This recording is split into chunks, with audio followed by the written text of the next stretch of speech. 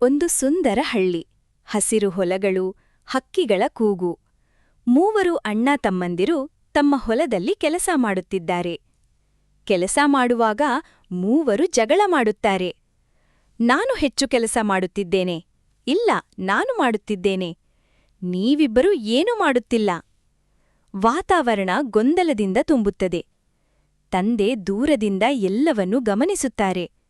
ಅವರು ಯೋಚಿಸುತ್ತಾರೆ, ಇವರಿಗೆ ಒಗ್ಗಟ್ಟಿನ ಮಹತ್ವ ತಿಳಿಸಬೇಕು. ತಂದೆ ಒಂದು ಕಡ್ಡಿಗಳ ಕಟ್ಟಿ ತಂದು ಮೂವರನ್ನು ಕರೆಯುತ್ತಾರೆ.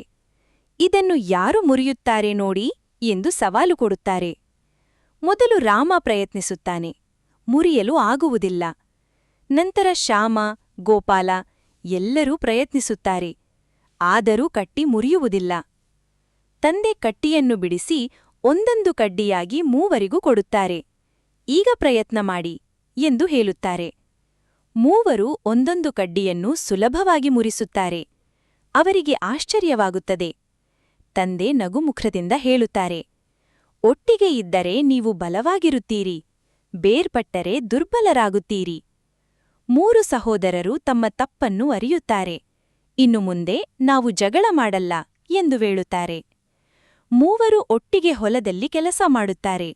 ಹಳ್ಳಿಯಲ್ಲಿ ಸಂತೋಷದ ವಾತಾವರಣ.